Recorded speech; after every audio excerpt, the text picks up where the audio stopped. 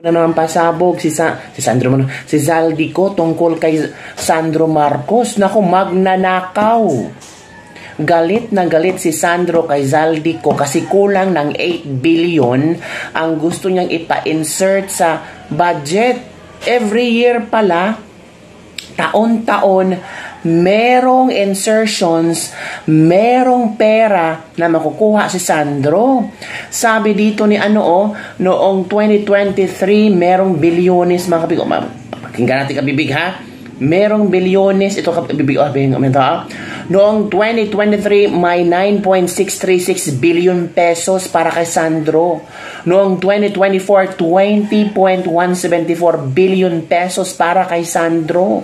Noong 2025, meron 21.127 billion pesos para kay Sandro. Ang kabuuan na 50.938 billion pesos na insertions na yan ay para kay Sandro. Tapos itong si Sandro daw, nagalit ito kay Zaldico kasi nakalimutan or di na insert something ang bilyones, mga magkano ba yun? So galit na galit si Sandro kay Zaldi at talagang sinabihan na, sige, kung hindi mo ma-insert ang pera na yan, pakakasuhan kita, patatanggal kita sa Kongreso. Yun ang pangalawang pasabog ni Zaldico, mga kabibig. Grabe, mga kabibig, windang na ngayon ang pamilyang Marcos. Ano kaya ang magiging sagot ito si Sandro? Totoo kaya ito? Bilyones, 50 bilyones from 2023 hanggang 2025, a total of 50.938 billion pesos para lang kay Sandro Marcos, mga kabibig. Nako, heto ang video ni Zaldico. Huwag mo akong pigilan sa mga insertions ko. Huwag ka nang makialam sa budget. Na ginagawa ko lang ang mga utos niya tungkol sa mga insertions na sinasabi niyang hindi na raw niya makilala. Nagsabi na ipinapa-insert ng mga projects ang Pangulo na worth 50 billion pesos. Naging malinaw sa akin na siya mismo ang nag-utos kila Secretary Mina Pangandaman at Yusek Adrian Bersamin ang gusto niya ng 50 billion pesos na insertion. Ngunit ang sagot ng Pangulo, humingi ka ng bago or dagdag na insertions. Bakit hindi niya agad tinanggal noon pa? Kasi mismo siya ang nagbibigay ng utos. Ako mismo ang nakasaksi at nakausap ng mga taong direktang sangkot. Hindi lang po ang Pangulo ang may insertion sa budget. Pati po si Congressman Sandro Marcos.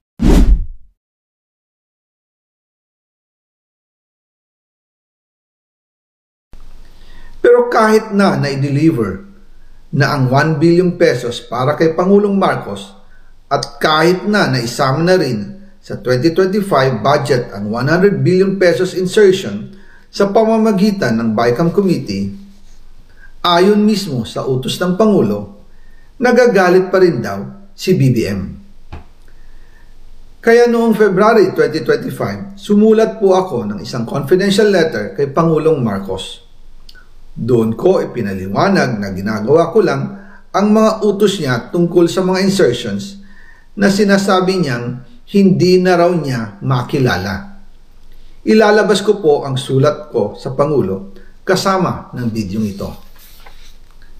Si Yusek Jojo Cadiz ang nag-ayos ng aming meeting noong March 2025 sa 1201 Aguado Street, tapat ng Malacanang, Gate 4. Pero sa halip na kumalma ang Pangulo, lalos lang siyang nagalit.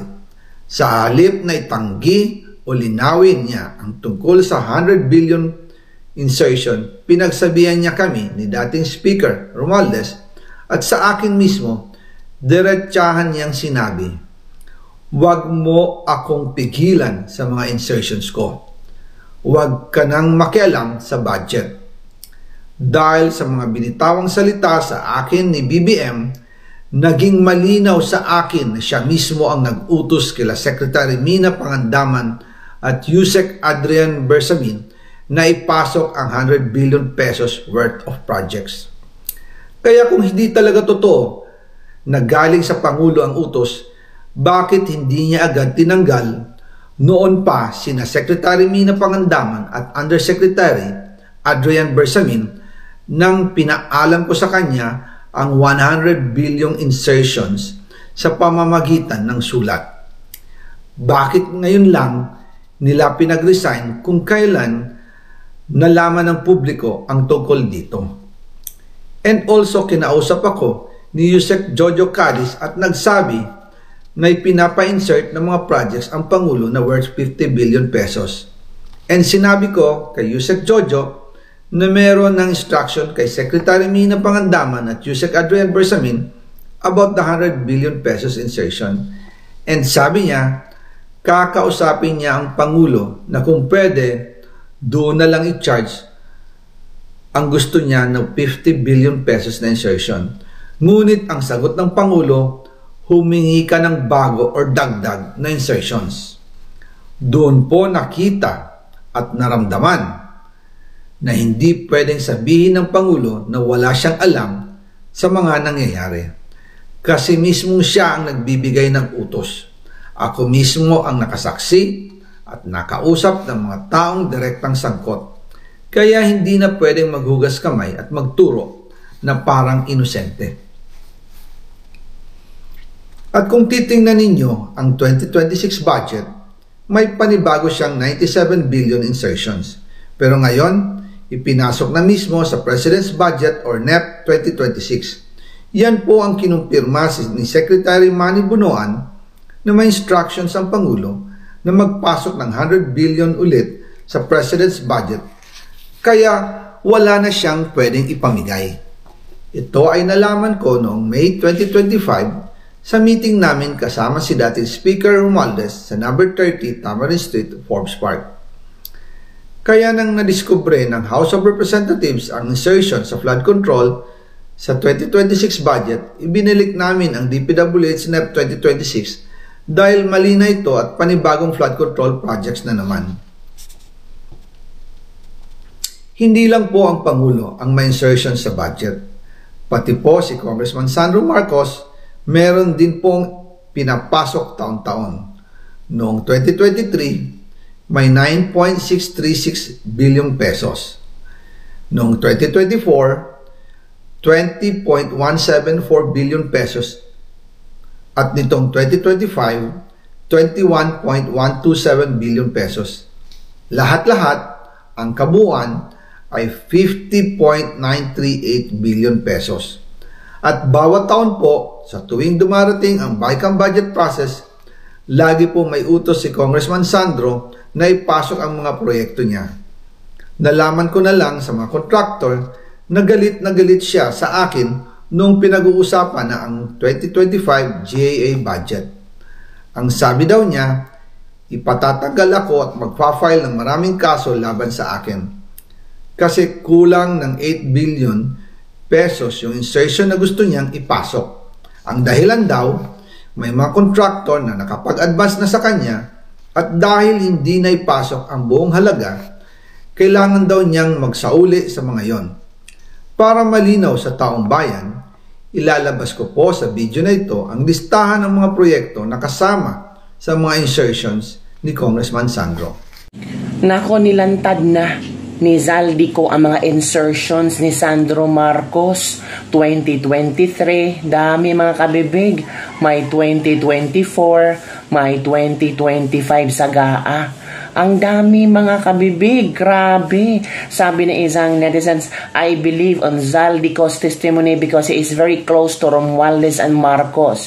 He is the head of Congress, right hand of Romualdez. He is fearing for his life so he speaks for the truth. Naku po, grabe mga kabibig, ito yung mga insertion ni Sandro.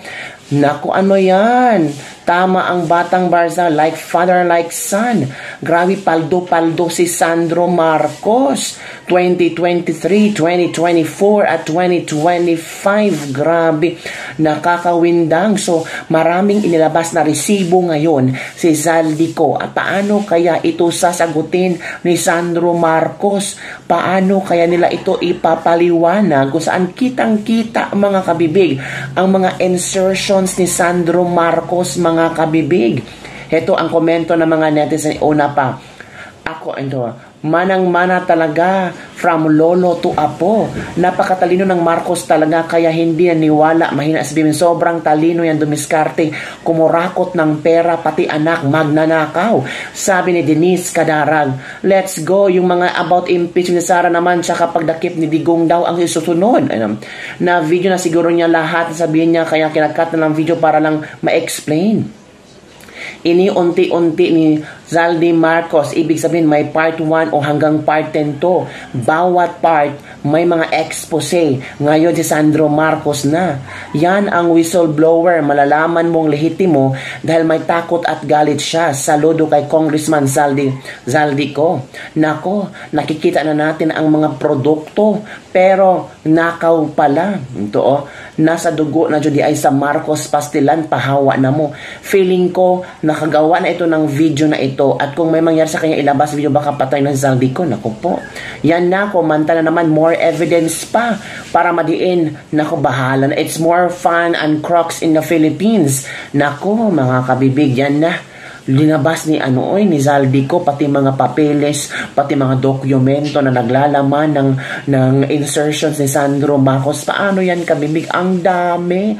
Malulula ka sa paghanap-hanap ba? Ito 2025 and taon-taon padami ng padami ang insertions ni Sandro Marcos tuwing BICAM. A total of 50 billion for 3 years straight, ha? 2023, 2024, 2025, 50 billion yan mahigit. Grabe.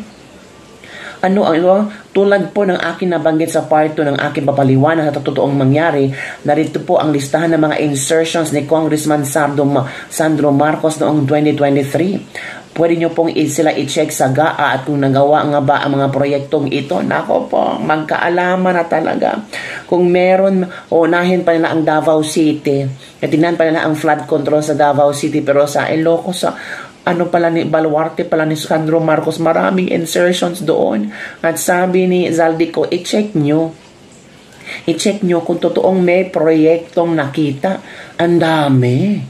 Ang dami kang bibig, ha? From 2023 to 2025, almost 50 bilyones. Yan, sabi ng mga netizen, nako, ninakaw na naman yan. Ma-abswell to si Sandro kung makikita lahat itong mga proyektong ito. Pero kung hindi makikita, ay big question yan. So, anong palagay yung bibig? Saan kayo maniniwala? Kay Sandro Marcos? Later, may i-explain ito? Or si Zaldico na solido, meron talagang dokumento na nilatag. Nako po, kabibig, comment down below.